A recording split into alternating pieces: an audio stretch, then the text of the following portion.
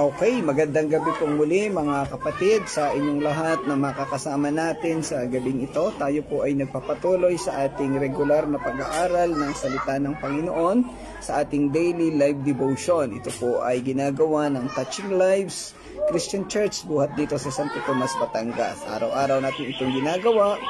Tayo ay nag-aaral ng salita ng Panginoon at ito po ay ginagawa sa loob na ng 2 taon. Mahigit ng 2 taon, araw-araw ito ginagawa tuwing alas 7 ng gabi at normally natatapos tayo ng alas 8 o minsan naman ay mas maaga. So tayo po ay magpapatuloy sa gabing ito. Nawa ang mga kasama natin ay mag-join at nawa po ay matuto ang bawat isa sa ating pag-aaral na gagawin sa gabing ito. Tayo po ay nasa pagpapatuloy ng Isaiah chapter 24. Ngayon po ay nasa verse 14 and 15 ng ating tatalakayin. Kagabi natapos natin ang 12 and 13, so atin po itong ipagpapatuloy. Muli po, samahan po ninyo ako sa ating pagsisimula sa pamamagitan ng panalangin.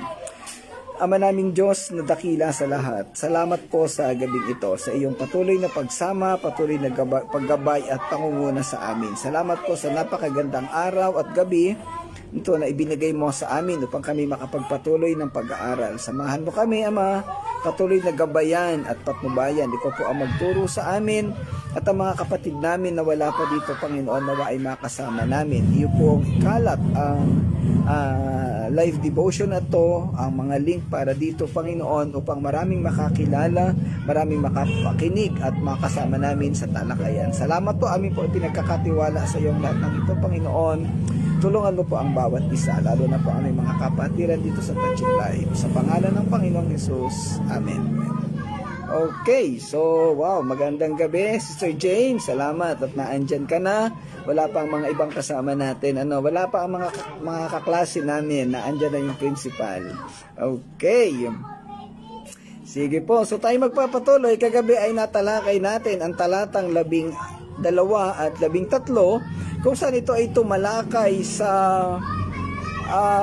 doon sa pagguho o pagbagsak ng bayan ng Jerusalem. At dito ay tinalakay na bagamat gumuho ang Jerusalem, ang sitwasyon nito ay ikinumpara doon sa puno ng ulibo na uugain ang mga bunga. Subalit gaano man ito kauga na gawin ay mayroon pa ring mga ilang bunga na matitira. Yan, mayroong matitira. At ito'y sumisimbolo sa mangyayari sa bayan ng Israel. Kahit na parusahan sila ng Panginoon, mayroon pa ring ititira ang Panginoon sa kanila. Magandang gabi, Pastor Ferdy. Kumusta po kayo? Salamat sa inyong pagsama at pag-join dito sa ating devotion. At syempre, si Sister Edna Durana from POMCC. Magandang gabi po sa inyong lahat. Okay, so yun nga ginawang ilustrasyon dito sa talatang 12 at 13, ikinumpara ang puno ang bayan ng Israel at ang buong daigdig sa puno ng ulibo. Nakakita na siguro tayo ng isang puno na hitik ng bunga. At pag ang puno na yan ay inalog mo, normally yung mga bunga niyan ay manlalaglag. Subalit kahit na manlaglag ang mga bunga, mayroong matitira sa sanga na mananatiling nakakapit. Yung mga nanlaglag na bunga, ito'y sumisimbolo sa mga tao na hindi ganoon katibay ang pagkakakapit sa Panginoon. Yung puno doon ay ang Panginoong Diyos. Ibig sabihin, pag inuga mo yung bunga, maraming manlalaglag. So ito yung mga mapapahamak, mabubulok hanggang sa sila ay susunugin, no? Dahil wala na silang silbi. So ito yung sumisimbolo sa mga tao na present sa sitwasyon pero hindi nananampalataya. Pero yung mga maiiwang nakasabit sa puno, ito yung iiwanan ng Diyos, sila'y magbabago, magbabalik loob at mananampalataya sa Panginoon. Sa ibang tala, ito'y binatawag na remnants of Israel. Ito yung mga maiiwang mga tao sa Israel na maliligtas, mananampalataya sa Panginoon. Ang practical na application ng ating natalakay kagabi ay sa mga churches sa panahon na natin ngayon. Minsan ang church ay nagdaraan sa mga matinding pagsubok at kahirapan. At inaalog din ng Diyos ang church para malaman kung sino yung totoong kapanalig, sino yung totoong mananampalataya sa loob ng church. Dahil sa maniwala kayo sa hindi lahat ng tao sa church ay mananampalataya. Meron dyan nagkukunwari lang. Well, pinagpala ng Panginoon yung mga church na totoong puro mananampalataya ang tao doon.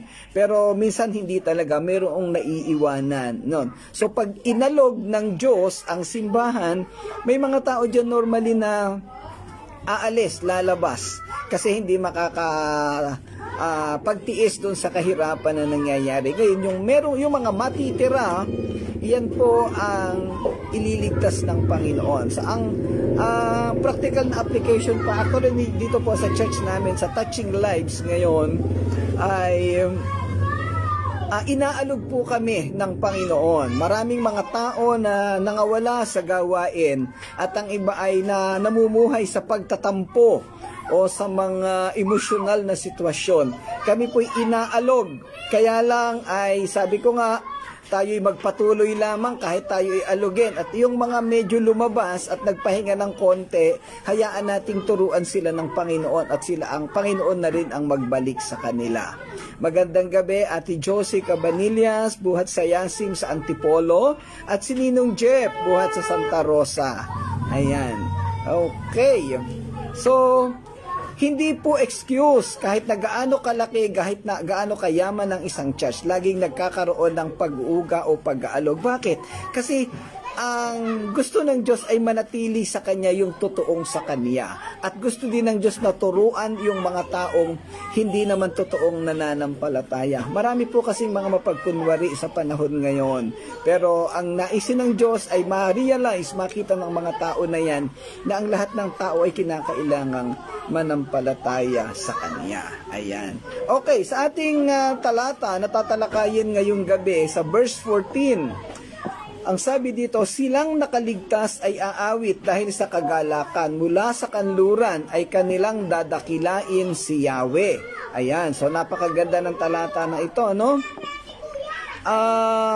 Kanina lang, tinalakay natin uli yung mga remnants, yung mga natira o nalabi doon sa bayan ng Israel. At sa kasalukuyang panahon, ito yung mga nalabi sa mga simbahan. At dito tinatalakay dito, ano yung gagawin, ano yung magiging sitwasyon ng mga natira na totoong nanampalataya sa Panginoong Diyos. Ang talatang ito ay direktang tumutukoy sa mga maiiwang maliligtas matapos ang matinding pagwasak at pagbagsak ng mundo.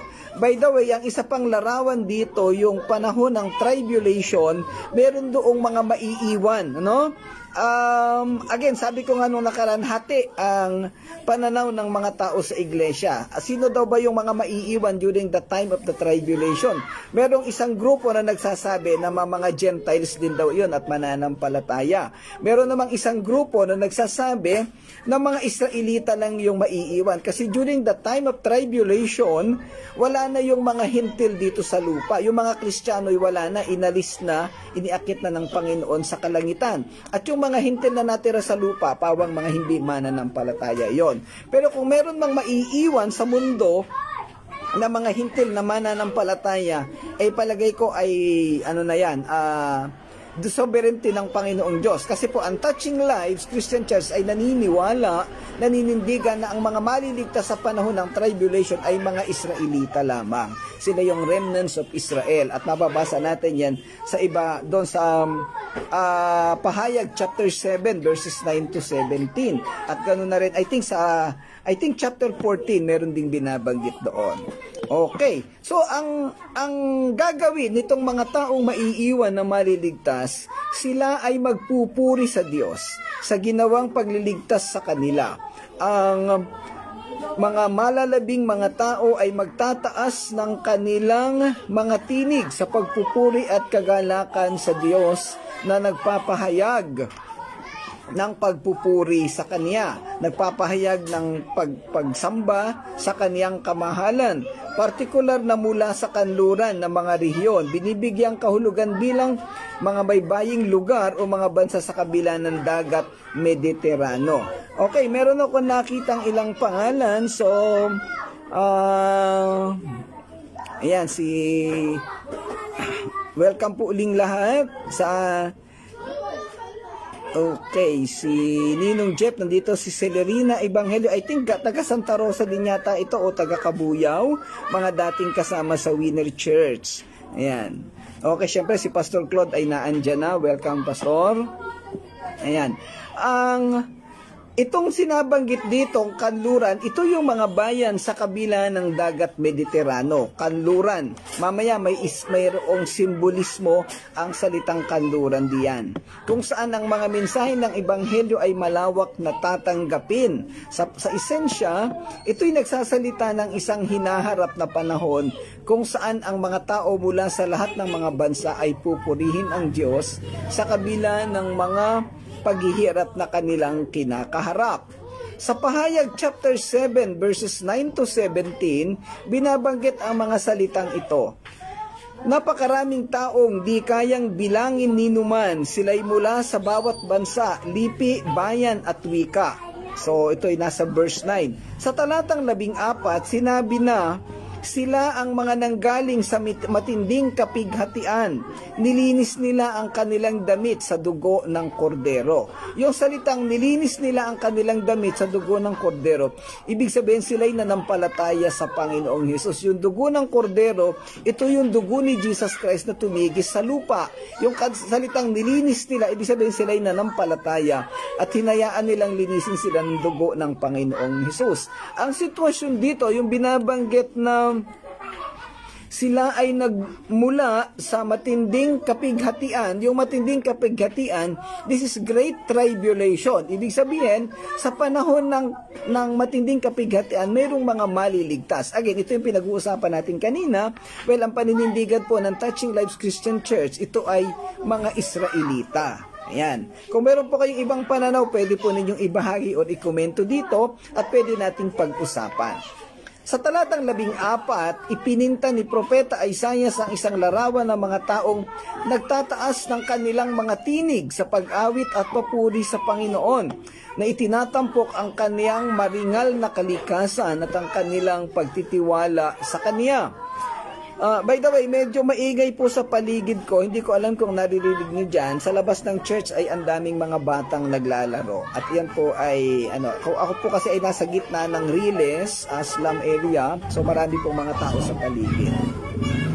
Okay, posibleng ito rin ang binabanggit sa Kabanatang 14 sa Aklat ng Pahayag.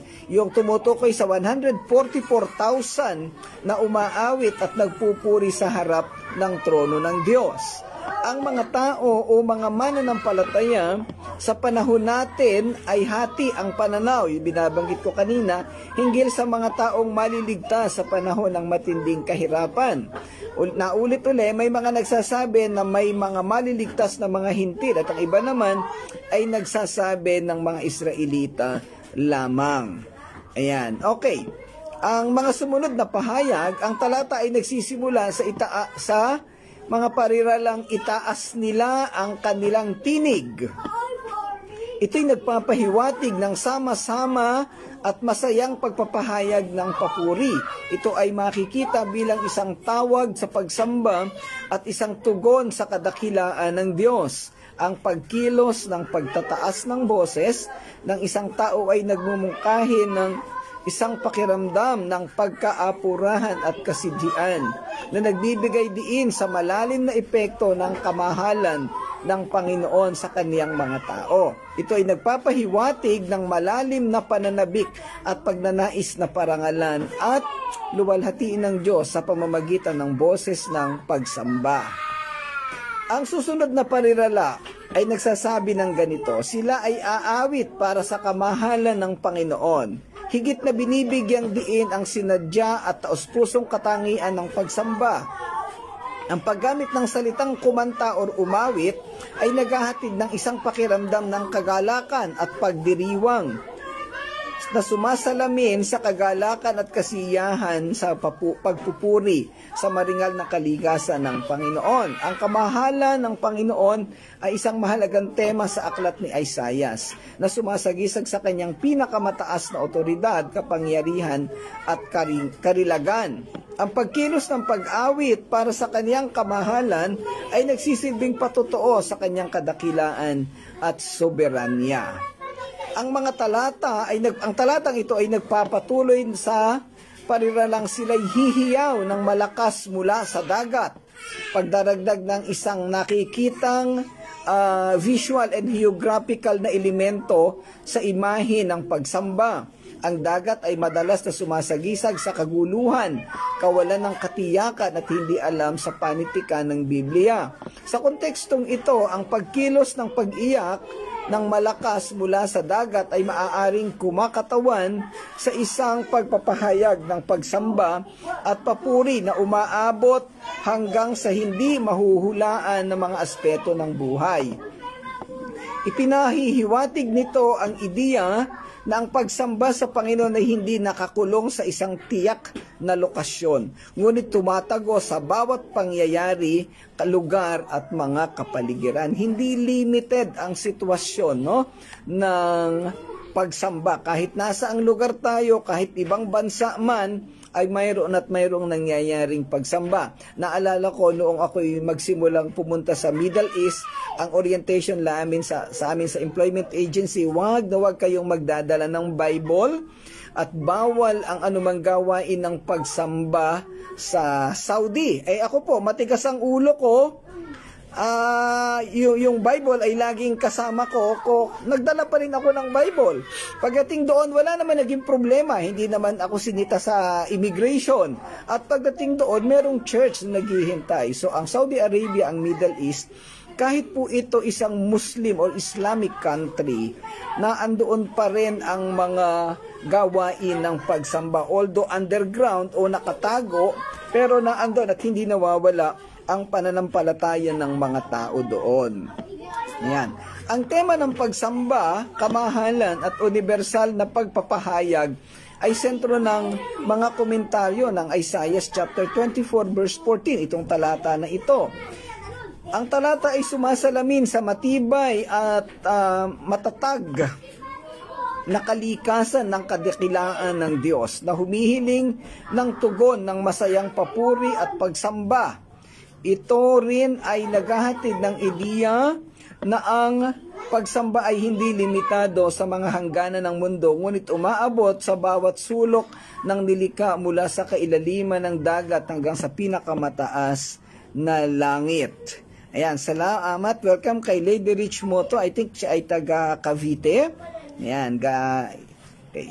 Ang konteksto ng Isaiah chapter 24 sa kabuuan ay nagdaragdag ng lalim at kahalagahan sa talatang ito. Ang kabanata ay naglalarawan ng paghatol sa lupa para sa paghihimagsik nito laban sa Diyos, na binibigyang diin ang mga kahihinatnan ng kasalanan at ang pagkawasak na dulot nito. Sa gitna ng mapanlinlang na paglalarawang ito, ang kabanatang 24 at talatang 14 ay nagbibigay ng isang sulyap o pagkakita at pagkaunawa ng pag-asa at pagtubo sa pamamagitan ng gawa at ng pagsamba. Ito ay nagsisilbing paalala na kahit sa gitna ng kaguluhan ng pagkawasak, ang kamahalan ng Panginoon ay nananatiling hindi natitinag at ang kaniyang mga tao ay tinawag upang itaas ang kanilang mga tinig at papuri. Sa pagtatapos ng talatang ito, talatang 14, ay isang makapangyarihang pagpapahayag ng pagsamba at papuri na nagbibigay diin sa kadakilaan ng Panginoon at sa universal na kalikasan ng kaniyang kaluwalhatian. Nangangailangan ito ng taimtim at masiglang tugon mula sa kaniyang mga tao na hinihimok silang itaas ang kanilang mga tinig sa awit at pagpapahayag anuman ang kanilang kalalagayan o nasaan man silang lugar. Ayan, ang talata ay nagsisilbing isang matinding paalala ng walang hanggang kapangyarihan at kadakilaan ng Diyos, kahit nasa gitna ng kaguluhan at paghatol. Sinasaklaw nito ang walang hanggang mga tema ng pagsamba, kamahalan, at pag-asa na umaalingaw nga sa buong aklat ng Isaiah at sa kabuuan ng kasulatan. Okay, ang isang mensahe ng paglalapat ng talatang 14, ang sitwasyon doon, may kaguluhang nangyayari, pinaparusahan ng Diyos ang mga tao. Subalit may ilang matitira at yung ilang matitira na ito ay walang gagawin kung hindi magpuri, umawit, itaas ang pangalan ng Panginoong Diyos. Ano yung pwedeng maging application nito sa ating mga buhay? Ang simbahan ay nakakaranas ng mga problema at kabigatan. Tayo mga kapatid, nakakaranas ng mga kabigatan sa ating buhay. Nabanggit ko nga sa inyo kanina, ang touching life sa kasalukuyan ay inuuga. Maraming mga membro na nawala, iilan lang ang natira. Ang financial ng simbahan ay bagsak, as in talagang negative. Kanina lang ipinost ko yung financial report ng church. Negative, 700 plus. Wala pong pera ang simbahan, kaya talagang hirap na hirap. So inaalog. Pero sa kabila ng kahirapan at problema na to, dapat na magpatuloy ang paglilingkod sa Panginoon. Hindi pwedeng isara ang simbahan dahil walang pera, dahil iilan ang tao. Dapat magpatuloy. Kaya sabi ko sa mga kapatiran dito, nandiyan si Pastor Claude, Sister Irene, yung ilang natira, parang lumalarawan dito sa remnants na binabanggit dito sa kabanatang ito. At dahil merong natira, sabi ko, kahit iilan lang tayo, magpapatuloy ang gawain ng pagpupuri sa Panginoon, ng pag-aaral ng kaniyang salita. Okay, dumating si Princess, kasama ko dito sa church. Ayan. So, yun po.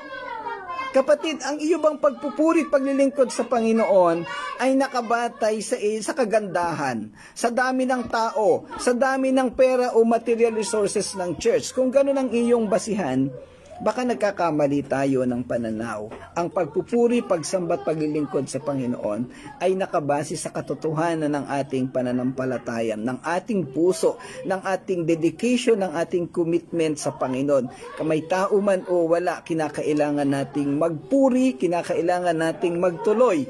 Bigla ko lang naalala yung sitwasyon dati sa Yasim. You are Special International Ministry sa Antipolo. Nandyan si Ate Josie Cabanillas, kasama natin dati yan sa Antipolo. Hanggang ngayon nasa Antipolo pa rin sila. Ako lang po yung nawala doon. So, basically, parehong larawan. Iilan yung tao sa church. Hindi ko lang alam ngayon kung marami na o kung iilan pa lang din. Pero tuloy-tuloy ang gawain ng pagpupuri, ng pagsamba at paglilingkod sa Panginoon. Hindi po tayo nakatingin sa bilang. Bagamat syempre, kina Pastor Ferdy dyan sa Cagayan, ay maraming mga tao. Ayan. Sa Mabini, marami din kina Sister Jane at mga matatagal na simbahan na yan. At syempre sa inaatinan ni Ate Pearly, nakuha, welcome Ate Pen sa gawain ng Panginoon. Malaki ang church na kanilang kinakaaniban. Pero again, malaki man o maliit na gawain, hindi tayo dapat magpapigil. May problema man o may kaayusan, may kagandahan, tuloy-tuloy pa rin ang ating paglilingkod sa Panginoon. Hindi tayo magpapapigil, hindi tayo hihinto sa anumang mga bagay na ginagawa natin para sa Panginoon. Okay. Ayan. Salamat, Pastor Freddy. Nakalimutan ko yung Claveria eh. Ayan. Okay. Wow. Welcome po kay Nanay Belen Ulibalang, asawa ni Pastor James from Kalawan, Laguna.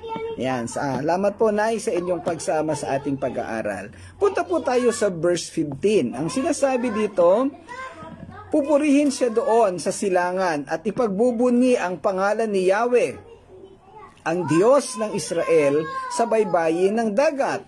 Wherefore glorify ye the Lord in the fires, even the name of the Lord God of Israel in the isles of the sea. Welcome uli kay Tatay Rene Magsanok from POMCC. Salamat po ulit tayo.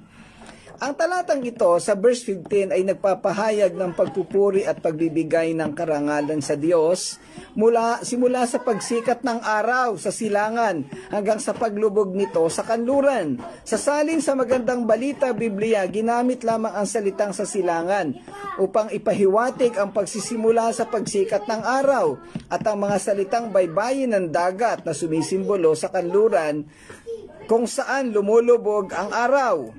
So, pansinin natin dito, yung verse 14 ang tinalakay ay silangan.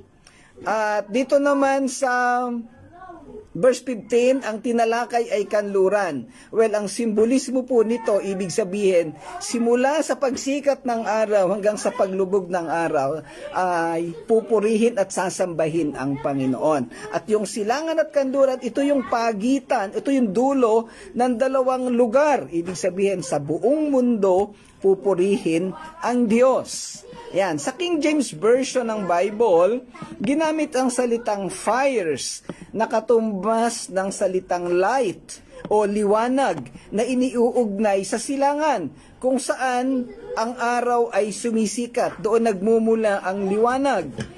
Sa dulo ng talata ay ginamit naman ang Isles of the Sea o baybayin ng dagat na pareho namang tumutukoy sa kanluran. Ito yung binabanggit ko kanina. Ang pagpapasimula ng talata sa kapahayagan ng silangan at pagtatapos nito sa kapahayagan ng kanluran ay sumisimbolo sa panawagan na purihin si Yahweh simula sa pagsikat ng araw hanggang sa paglubog nito. Ang mga parehong pahayag ay mababasa din natin sa Malakias chapter 1 verse 11. Ganito po ang sinasabi: Iginagalang ang aking pangalan ng lahat ng mga bansa mula silangan hanggang kanluran. Nagsusunog sila ng insenso at nag-aalay ng malilinis na handog para sa akin. Ako'y pinaparangalan nilang lahat. Gayon din sa Isaiah chapter 59 verse 19. Kaya katatakutan siya ng mga taga-kanluran at dadakilain sa dakong silangan. Darating si Yahweh tulad ng malakas na agos ng tubig, gaya ng ihip ng malakas na hangin. Ayan. Ang parehong tema at mensahe ay kaugnay sa Isaiah chapter 11 verse 11. Sa araw na iyon, muling kikilos ang Panginoon upang pauwiin ang mga nalabi sa kanyang bayan sa mga bihag sa Assyria, sa Ehipto, sa Patros, sa Ethiopia, sa Elam, sa Sinar, sa Hamat at sa mga pulo sa karagatan. Sa talatang ito, ang pinapatukuyan ay ang mga nalabi sa kaniyang bayan na binihag ng mga bansang hintil na nabanggit. Ang pariralang pulo ng karagatan ay katumbas ng baybayin ng dagat sa Magandang Balita, Biblia, at Isles of the Sea sa King James Bible. Ang mga salitang so malinaw doon sa ating natalakay na ang tema ng talatang 15 ay pupurihin, sasambahin si Yahweh sa lahat ng panig ng mundo, simula sa pagsikat ng araw hanggang sa paglubog nito. Ibig sabihin kasi yung mga remnants na yan, posibleng nasa iba't ibang lugar na later on may binabanggit sa chapter 11 verse 11 na pababalikin ni Yahweh. Ang mga salitang ang Diyos ng Israel, Magandang Balita, Biblia, o sa King James yung The Lord God of Israel, ay nagpapahiwatig na ang mga taong tinutukoy ay pawang mga Israelita lamang. Nagbibigay ito ng dagdag patunay na ang mga tao ay mga labi o remnants of Israel at hindi nga mga hintil.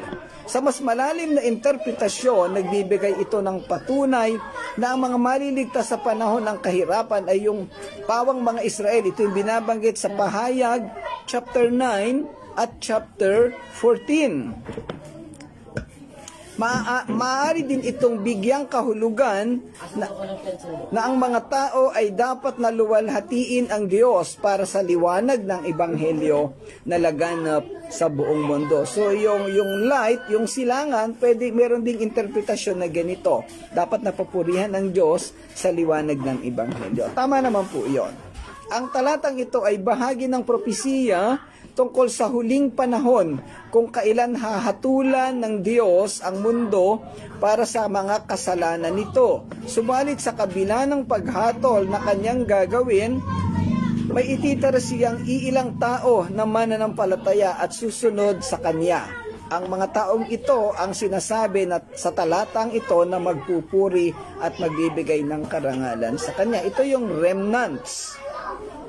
Ang talata ay maaari ding bigyang kahulugan sa ilalim ng Kristolohikang kahulugan o Christological meaning and interpretation, kung saan ang mga tao ay magpupuri sa Diyos simula sa silangan hanggang sa kanluran.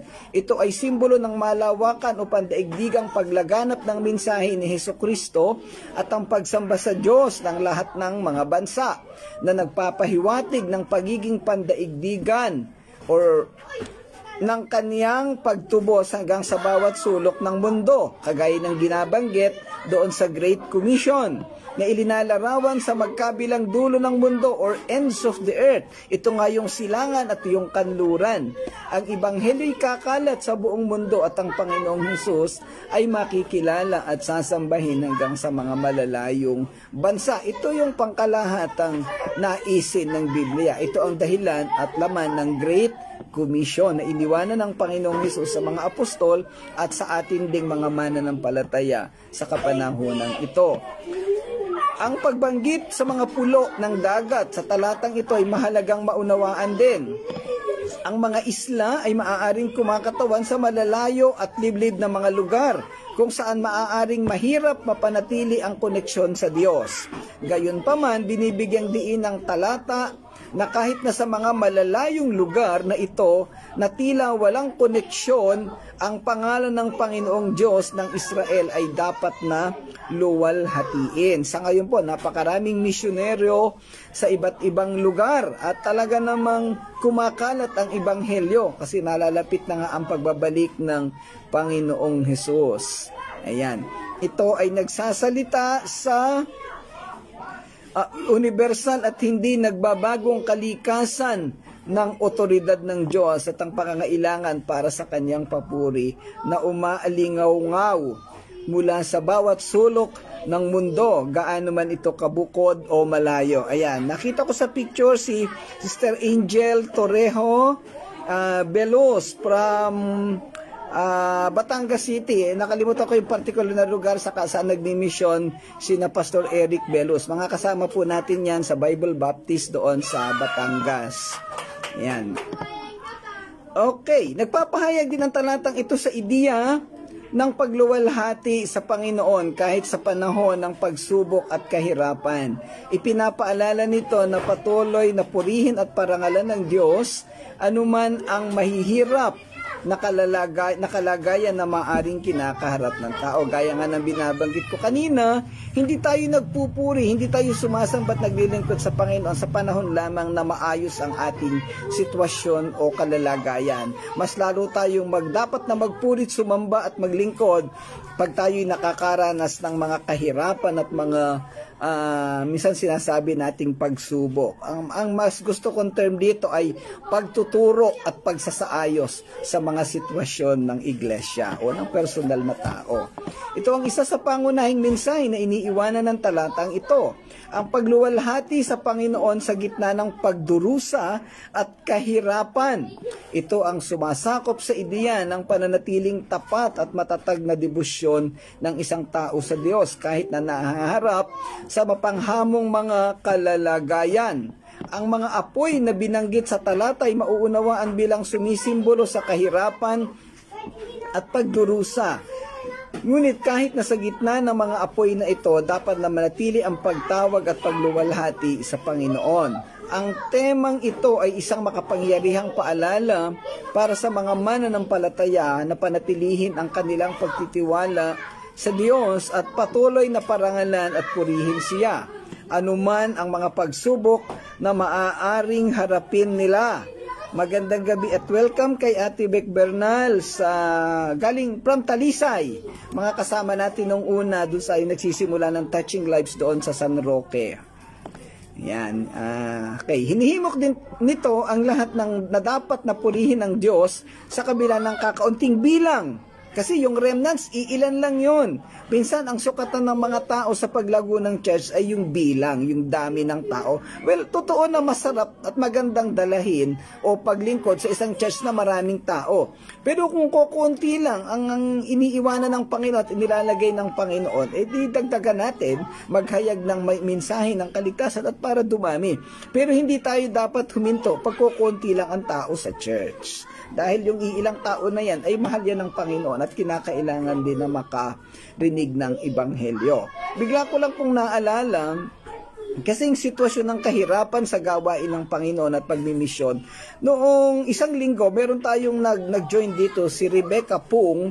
Sila ay mga church planter at missionary sa Vietnam. Sa Vietnam hanggang ngayon ay karamihan ng simbahan ay underground, hindi hayagan. Dahil sila ay hinuhuli, hindi ko alam ng gobyerno ba o ng mga militanting grupo. Sa underground ang karamihan ng mga simbahan doon. Pero ito, maraming mga church planter na nakatira at nandun sa iba't ibang lugar sa Vietnam. Yan. Bilang karagdagan sa makapangyarihang mensahe ng talata sa pananampalataya at pagtitiis sa gitna ng kahirapan, nagdadala rin ito ng masigit pang malalim na espiritual na kahulugan. Ang mga apoy na binabanggit sa talata ay makikita bilang kumakatawan sa pagdadalisay at paglilinis ng gawain ng Diyos sa buhay ng kaniyang mga tao. Parang yung salitang pruning or sanctification. No? Chiseling, tayo'y pinapait para mawala yung mga imperfection ng ating pananampalataya o paglilingkod sa Panginoon. Sa buong Biblia, ang apoy ay kadalasang ginagamit bilang simbolo ng presensya ng Diyos at ng mahalagang metal na dinadalisay sa apoy. Ang mga mananampalataya ay maaari ding maging dalisay o wagas at mapalakas sa pamamagitan ng mga pagsubok o mga pagtuturo ng Panginoon. Doon sa Jeremiah chapter 18, yung simbolismo doon ng magpapalayok.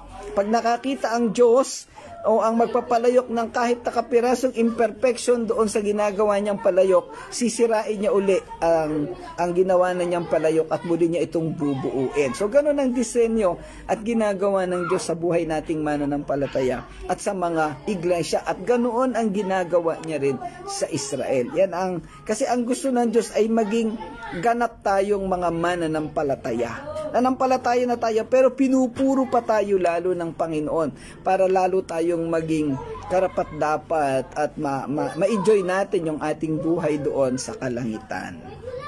Ayan. Kung paanong ang mga mahalagang metal ay dinadalisay sa apoy, ang mga mananampalataya ay dinadalisay din upang mapalakas sa pamamagitan ng mga pagsubok at hamon na kinakaharap. Hinihikayat ng talatang ito ang mga mananampalataya na tingnan ang kanilang pagdurusa bilang isang pagkakataon para sa espiritual na paglago at pagbabago, sa halip na isang dahilan para sa kawalan ng pag-asa. Okay, mga kapatid, nakakaranas ka ba ng kabigatan sa buhay mo? Nakakaranas ba ang simbahan mo ng pagbagsak? Huwag mo itong tingnan ng negatibo. Tingnan mo itong positibo dahil mayroong planong maganda ang Panginoon sa buhay mo personally, individually, at sa buhay ng buong iglesia kung saan ikaw ay kabahagi. At ganun po ang sitwasyon ng Touching Lives Christian Church. Sa pagtatapos ng ating talakayan, ang talatang ito ay isang makapangyarihan at makabuluhang talata na nagsasalita sa matibay na pananampalataya at debosyon ng mga mananampalataya. Ayan, welcome kay Ate Malen Muyano, buhat dito sa Santo Tomas. At syempre si Kailin, pamangkin ko from General Santos City. Okay, so tuloy natin. Bagamat malapit na tayong matapos, pwede namang i-review yung video mamaya. Okay, kahit nasa gitna ng pagdurusa at paghihirap, binibigyan din nito ang kahalagahan ng patuloy na pagluwalhati at pagpaparangal sa Panginoon. Ano man ang mga kalagayang maaaring harapin natin, ang mga talata ay nagdadala rin ng mas malalim na espiritual na kahulugan na nagbibigay diin sa pagdadalisay at paglilinis ng gawain ng Diyos sa buhay ng kaniyang mga tao. Ito ay nagsisilbing mapagkukunan ng pampatibay loob at lakas para sa mga mananampalataya na nagpapaalala sa kanila ng hindi natitinag na kalikasan ng otoridad ng Diyos at ang pagbabagong kapangyarihan ng pananampalataya. Okay, bago tayo tuloy yung magwakas, nais ko lang ipaunawa uli at ulitin sa lahat ng nakikinig dito. Kapatid, ano ang kalalagayan ng iyong pananampalataya? Para bang humps na ikaw ay aakit tapos bababa? Mauga ba ang iyong buhay pananampalataya? Yumayanig ba ang sitwasyon ng inyong simbahan? Inaalog ka ba ng Diyos? Sigurado na may nais na ituro ang Panginoon sa inyong lahat. Pwedeng sa iyong personal na buhay, bilang tagasunod, bilang mananampalataya, o pwede namang sa pangkalahatang sistema ng church. Pero mga kapatid, kung meron tayong ganitong karanasan, hindi tayo dapat sumuko. Hindi tayo dapat magpatalo sa hirap, sa bigat, anumang problema at sitwasyon, may pera man o wala. Nabanggit ko nga sa inyo, ang touching lives ay negatibo, ang financial standing. Kamakailan lamang naputulan ng kuryente ang church, tapos nawala yung ibang miyembro. Bukas may billing na naman ng kuryente. Meron pang aming outstanding na hindi nababayaran. Hindi ko po alam kung saan namin kukunin ang pambayad. Magbibil na rin sa internet. Pero, hinahamon po kami patuloy ng Panginoon na magpatuloy sa gawain ng paglilingkod sa Kanya. Hindi ba pipigilan ang gawain ng Panginoon dahil ito ang Kanyang naisin?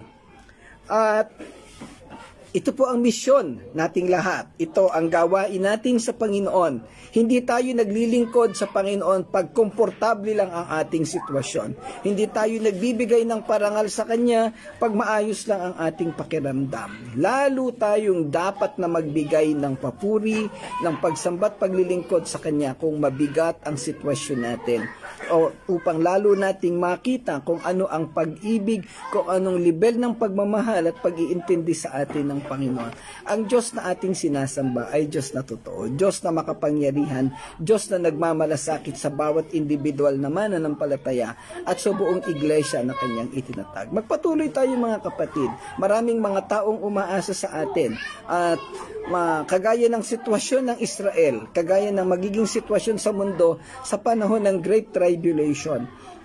Mapapahamak ang maraming tao, pero mayroong bahagi ng mundo o ng tao na ititira ng Diyos. Baka yung ititira ng Diyos ay ikaw ang gagamitin ng Panginoon para mabahaginan mo siya ng kaligtasan. Baka yung ibang isasama ng Panginoon sa Kanyang kaharian ay tayo ang gagamitin ng Panginoon para makakilala sila sa Kanya at magkaroon ng buhay na walang hanggan. Pag tayo'y huminto, papaano ang mga taong ito? Baka ang ibang taong hindi nananampalataya sa paligid natin ay ating mga kapatid, kaibigan, kamag-anak, mga mahal sa buhay. Kapatid, huwag tayong huminto, magpatuloy lamang regardless of what material and financial situations na ating nararanasan. Tuloy-tuloy lang po tayo sa paglilingkod sa Panginoon. Magandang gabi, Pastor Eman from Muntinlupa City. Bagamat patapos na tayo, pero salamat at sa iyong pagdaan. Pwede namang i-review ang ating talakayan. Okay, so hanggang dun po ang talakayan natin sa gabing ito, Isaiah chapter 24 verses 14 to 15. Bukas po itutuloy natin ang pagtalakay sa talatang 16 hanggang 18. Samahan po ninyo uli kami. Magsama-sama po tayo tuwing alas 7 ng gabi. Okay, habol din Sister Elsie Valencia. Di ko alam kung ito po ay nasa Singapore pa o nandito na sa Pilipinas. Welcome kapatid, salamat sa iyong pagsama. Ipanoorin na lang yung video dahil tayo ay nasa pagtatapos na po. Okay, samahan po ninyo ako sa ating pangwakas na panalangin.